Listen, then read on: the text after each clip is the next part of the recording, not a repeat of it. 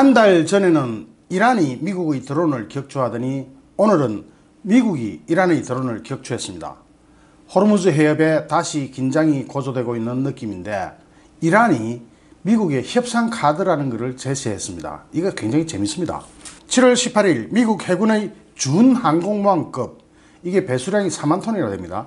와스프급 강습 상륙함 USS 박서가 1000야드 가까이 접근해오는 이란 드론을 격추했습니다. 1000야드면 1야드가 3피트니까 약 916m, 그러니까 1km 안에 들어오는 것을 격추했습니다. 1km 안에 들어올 때까지는 계속 경고하다가 1km 선을 넘어서니까 바로 격추해버렸습니다. 지금 보시는 이 배가 바로 와스프급 강습 상륙함 USS 박스라는 건데요. 이게 거의 항공모함입니다. 그냥 우리나라 기준으로 볼 때는 거의 준항공모함으로 보시면 되는데, 여기에는 항공모함에는 원래 전투체계가 별로 없습니다. 주로 공항의 역할을 하고, 이 강습 상륙함은 해병대를 싣고 다니는 데입니다. 상륙 작전을 하기 전에 여기에 실려 있는 비행기들이 상륙지를 포격하고 나서 바로 해병대를 풀어버리는 겁니다. 이게 강습 상륙함인데요. 이 안에 2000명이 탑니다. 이 와스프급 강습 상륙함은 직접적인 전투 자체를 하지는 않습니다. 여기에 탑재되어 있는 비행기가 떠야, 항공기가 떠야, 전투기나 폭격기가 떠야 그때부터 전투가 이루어지는 겁니다. 그런데 여기에 가까이 접근하는 데는 여기에 실려있는 자체 무기가, 근접 방어용 무기가 몇 개 있습니다. 여기에 시스페로라는 것도 있고요. 시스페로 아시죠? 함대공 미사일입니다. 함정에서 공군기를 격추하는 미사일이죠. 20mm 기관포 3문 또는 2문을 장착하고 접근하는 의심선박에 대항할 수 있도록 25mm 부시 마스터 기관포 서너 문, 그러고 12.7mm 중기관총 내정을 탑재합니다. 그런데 이게 움직이는 게 굉장히 비싸요. 하루에 35,000갤런에서 4만 갤런을 기름을 이렇게 씁니다. 이게 핵 추진이 아니고 경유와 가스 혼합 터빈을 씁니다. 그러다 보니까 이게 무지하게 비쌉니다. 저속으로 갈 때는 경유로 가고 고속으로 갈 때는 가스로 갑니다. 엄청나게 비싸게 칩니다. 우리 이거 주면은 운용비가 비싸서 어떻게 할지 모르겠습니다. 물론 우리나라 그 정도 운용할 힘은 있죠. 없어서 탈이죠. 여기에 실리는 탑재 항공기 전력은 해리어기 아시죠? 수직 이착륙 해리어기. 옛날에 영국 왕자가 이 해리어기 몰고 저거 NGB 가가지고 수직 착륙해버렸잖아요. 여기에 코브라 공격 헬기 4대, 오스프리 틸트 로타기 12대. 이거는 프로펠러가 뜰 때는 위로 돌다가 떠서는 앞으로 돕니다. 그래서 싹 이렇게 가죠. 뜰 때는 이렇게 가지고, 뜰 때는 이렇게 떠가지고 틸트 로타를 바꿔가지고 로타를 앞으로 돌리면서 나갑니다. 이렇게 수직 이착륙이 가능한 비행기들을 싣고 다닙니다. 그 다음에 대형 헬기가 4대가 있고요. 소형 헬기 서너 대 또 있습니다. 이 대형 헬기는 뭐 싣고 싶은 대로 싣습니다. 그때 따라서 싣는 게 좀 다른데요.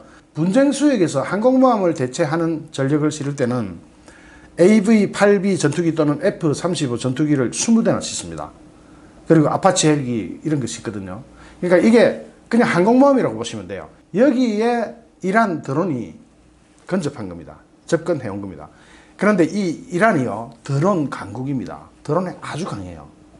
이란은 2011년 12월 아프가니스탄에 가까운 국경지대 카슈미르 지역을 점탐하는 미군 드론 RQ-117 센티넬, 이게 꼭 B2기 같이 생겼죠.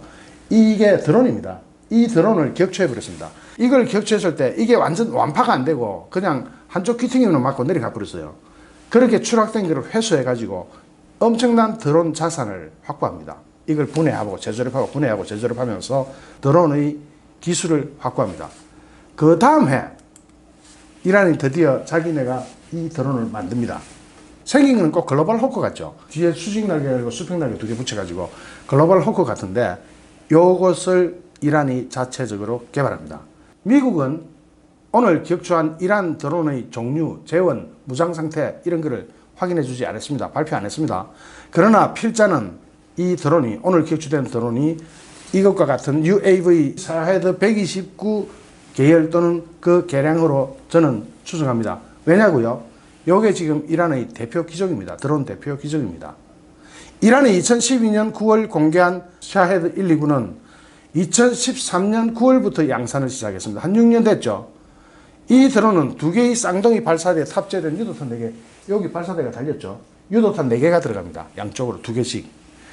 이 유도선 4개를 싣고 다니면서 정지 목표나 이동 목표를 동시에 타격할 수 있도록 설계된 무기를 최대 8대까지 탑재할 수 있다고 이란은 이렇게 발표했습니다. 그 후로도 많은 개량형이 지금 계속 속속 개발되고 있는데요. 이 드론 개발 초기에 해당하는 2015년 8월 13일 날 파키스탄의 발루치스탄 지방에서 추락해버렸습니다.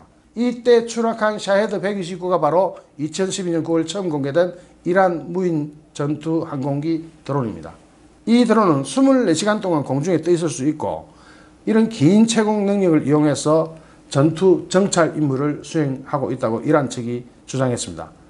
이게 말하자면 초기 모델인데요. 그 후에 많은 개량형이 나왔습니다.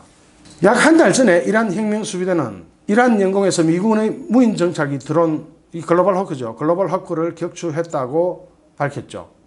이때 격추된 미 해군의 글로벌 호크가 바로 이겁니다. MQ-4C 트리턴입니다. 이거 그 해상에서 주로 운용하는 거죠.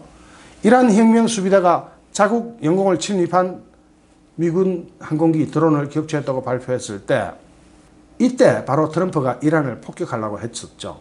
그러나 결정적인 순간에 트럼프는 이 폭격 승인을 취소함으로써 전쟁을 피했습니다. 이때 전쟁이 일어났으면 장기전으로 가거든요. 그래서 아마 피했을 겁니다. 이란이 참 재밌는 나라입니다.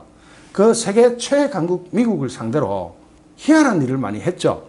이란은 그동안 각국 유조선이나 선박을 사보타지 공격이라는 희한한 공격으로 호르무즈 해협을 봉쇄하려고 시도했고 미국의 드론도 격추하고 이렇게 미국을 자극했습니다.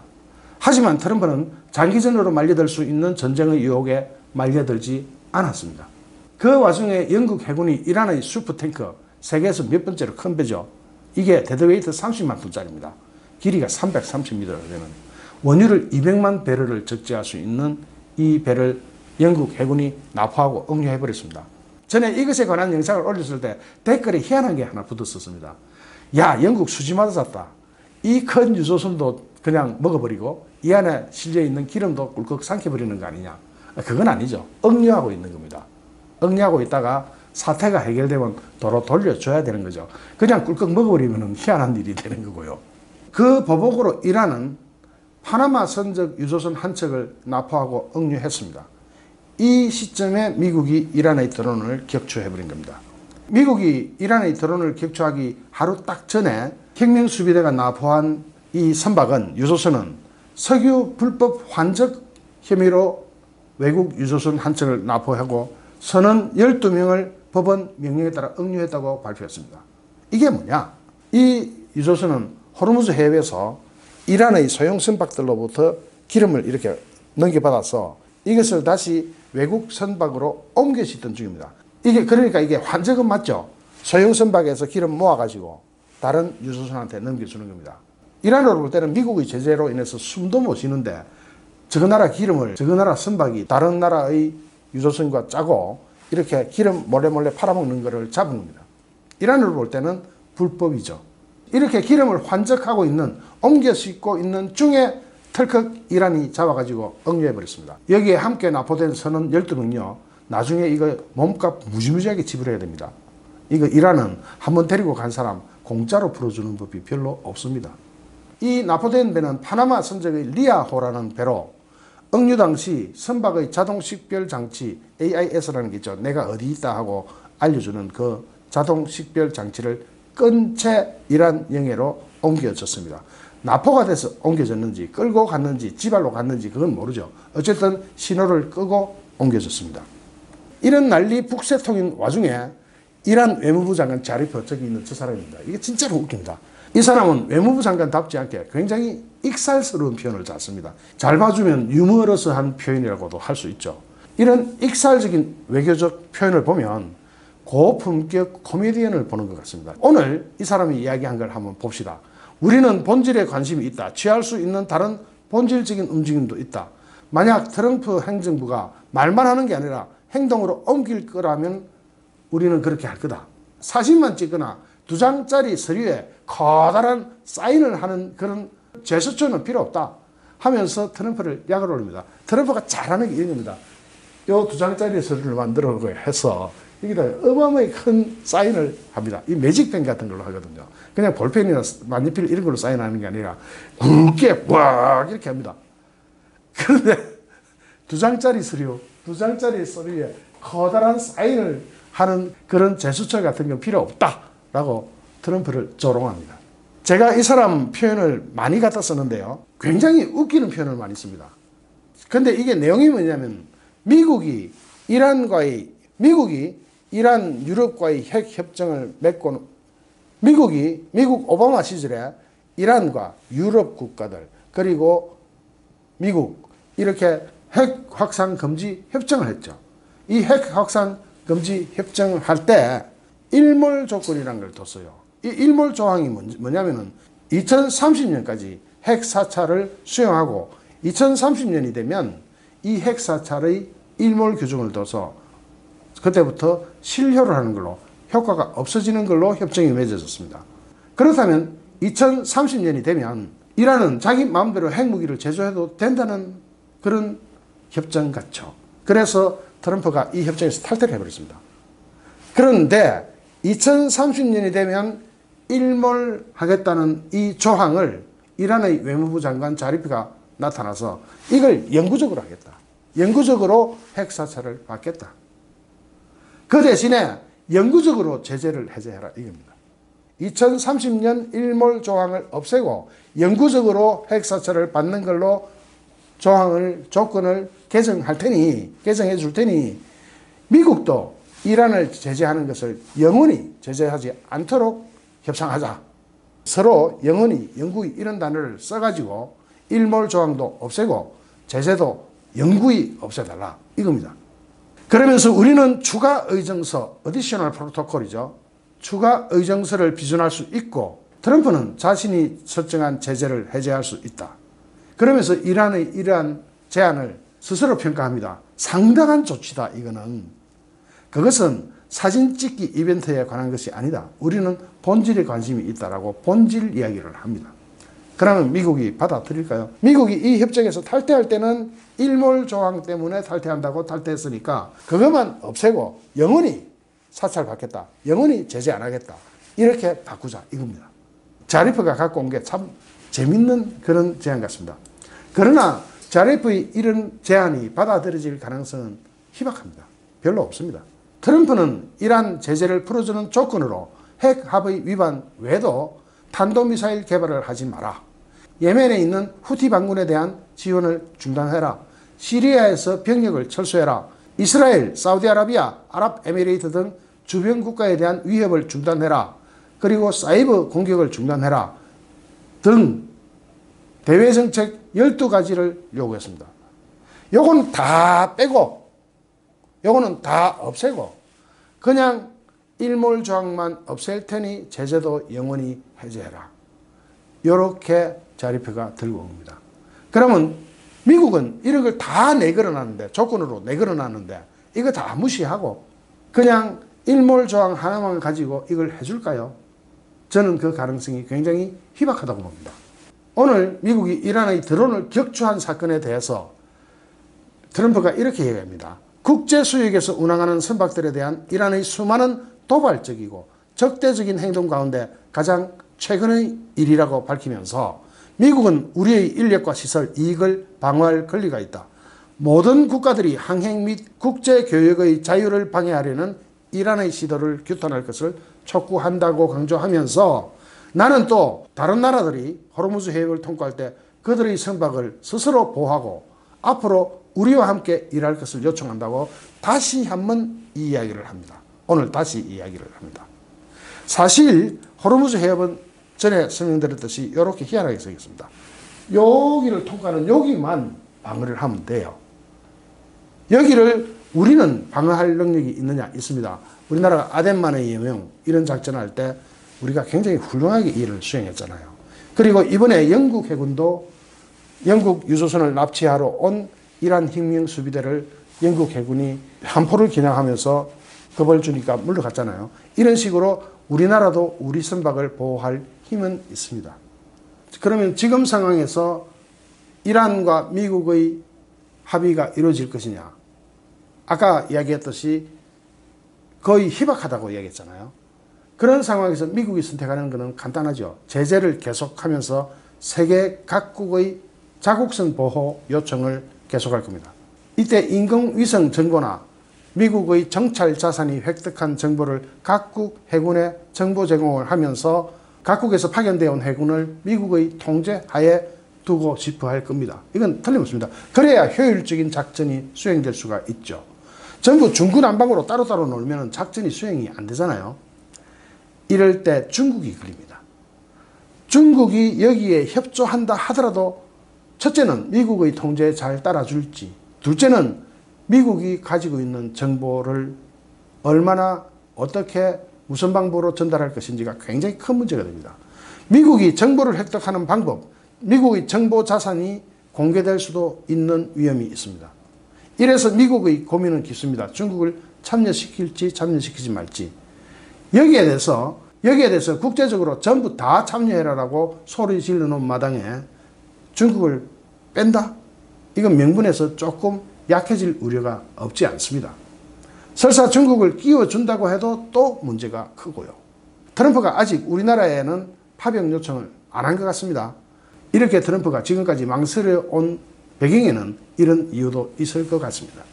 그러면 트럼프가 앞으로 이란 지역, 호르무즈 해협, 중동 지역 전체 이런 걸 어떻게 관리할 것인가를 살펴보기 위해서 전에 우리는 트럼프의 애독서 손자병법, 트럼프가 아마 외우고 있을 정도로 2012년부터 계속 손자병법을 인용하거든요. 외우고 있을 정도로 해박한 손자병법을 한번 다시 검토해 보겠습니다. 지금 상황에서 확인할 수 있는 것은 미국은 거의 모든 정보를 장악하고 있다는 거죠. 단지 안 밝힐 뿐입니다. 다 밝혀버리면 미국의 정보자산 실체가 드러납니다. 그거는 1급 비밀이죠. 밝힐 수가 없죠. 다 밝히진 않지만 적어도 지피지기는 하고 있다는 겁니다. 미국의 자산과 모든 것에 대해서 트럼프는 잘 알고 있고 더구나 여기에 대해서 이란에서 획득한 모든 정보 자산을 다 알고 있죠. 미국은 그거 모르고는 중동에서 저렇게 큰 소리 못 칩니다. 큰 소리 안 칩니다. 대부분의 모든 정보를 파악하고 있습니다. 특히 이란의 경제 사정에 대해서 아주 해박하게 파악을 하고 있더라고요. 외신을 제가 보니까 이란의 인플레이율이 지금 75%에 달하고 있고 시장에서는 어떤 일이 일어나고 있고 이런 것을 확실하게 알고 있습니다. 이렇게 한다면 지피지기를 하고 있는 겁니다. 저걸 알고 나를 알면 100번 싸워도 위태롭지가 않다. 그래서 미국의 대이란 제재는 이란이 백기투항에 가까운 그런 모션을 취할 때까지, 완전 항복에 가까운 그런 조건을 제시할 때까지 계속될 겁니다. 자리프가 들고 온 저런 거 가지고 저선에서 합의해 줄 것 같으면 지금까지 이렇게 고생 안 했을 겁니다. 자리프가 들고 온 게 그렇다고 전혀 못 쓸 건 아닙니다. 진일보 확인은 했습니다. 여기에서 몇 가지만 더 엎어주면 트럼프가 합의를 봐줄 수도 있습니다. 그런데 여기에서 지금 트럼프가 쥐고 있는 가장 큰 정보가 뭐냐? 지피지기 할 때 지피하고 있는 부분이 뭐냐? 그거는 이란의 인플레이율입니다. 75%에 달하는 이란의 인플레이율. 이 정도면은 국가 파산에 해당되는 거거든요. 이런 경제 상황에서는 이란은 결국 손들게 되어 있습니다. 다만 시간이 문제입니다.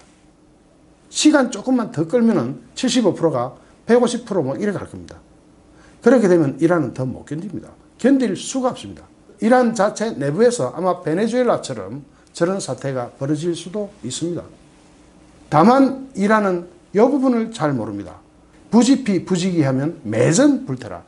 나도 모르고 적도 모르면 부지피, 적도 모르고 부지기, 나도 모르면 매전, 매번 싸울 때마다 필테라. 반드시 위태롭다.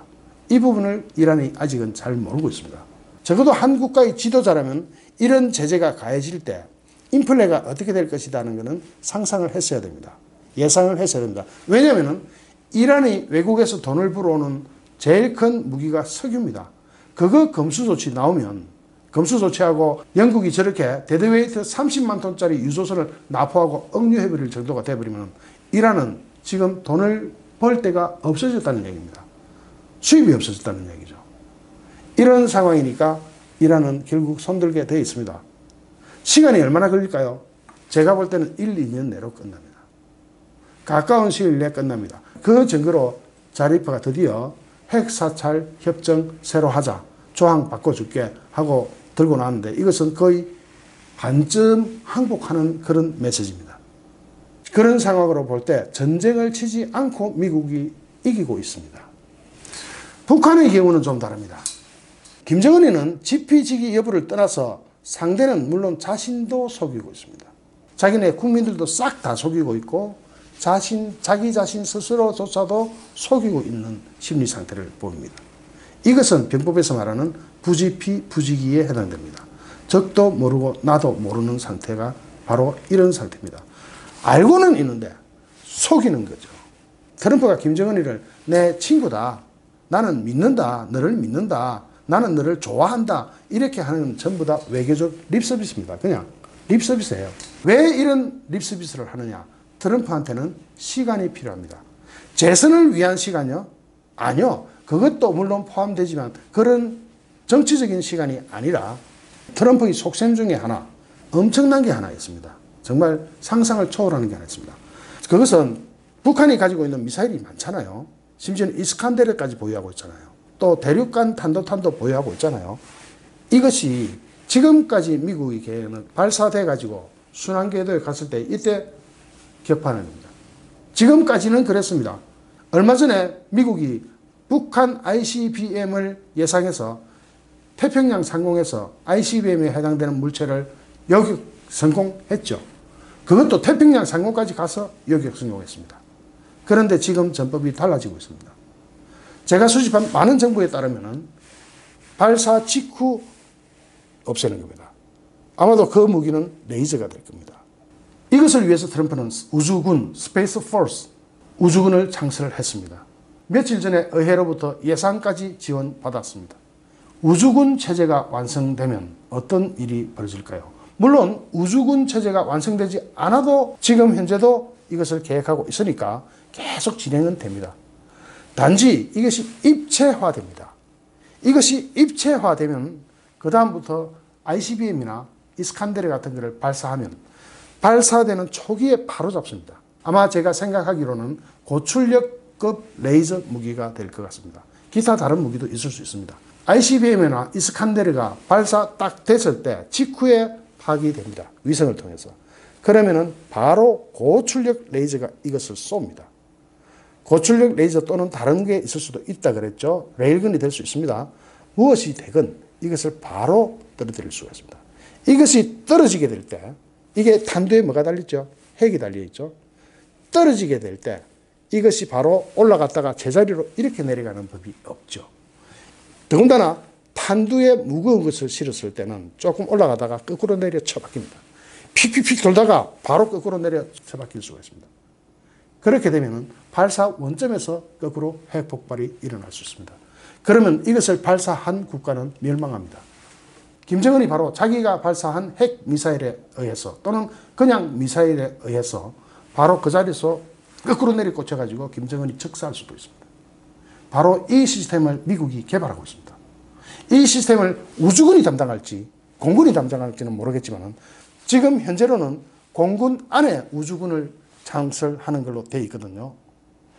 이때는 우주대가 될 수도 있습니다. 이 우주군 또는 우주대가 공군 안에 있거든요. 공군 안에 있다면 공군의 복합 전력이 이것을 담당할 수도 있습니다. 우주군만의 영역이 아닐 수도 있죠.